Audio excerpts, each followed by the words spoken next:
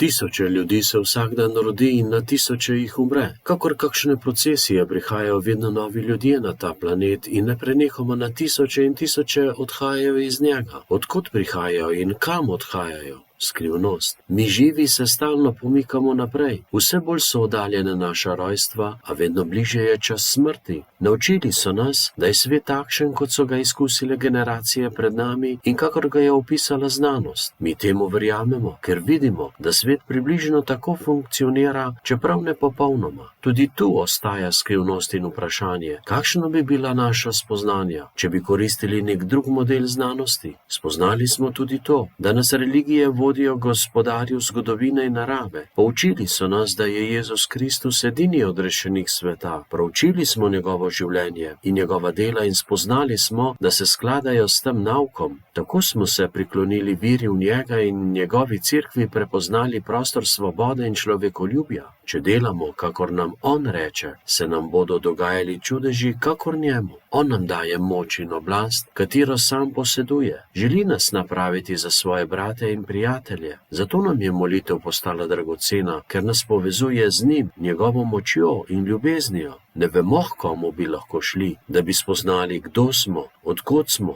in kam gremo. Le v njem smo našli verodostojne informacije. Vemo, komu smo verovali. Življenje pa je najprej skrivnost, toda vse bolj osvetljena. Zato sem vernik, katolik.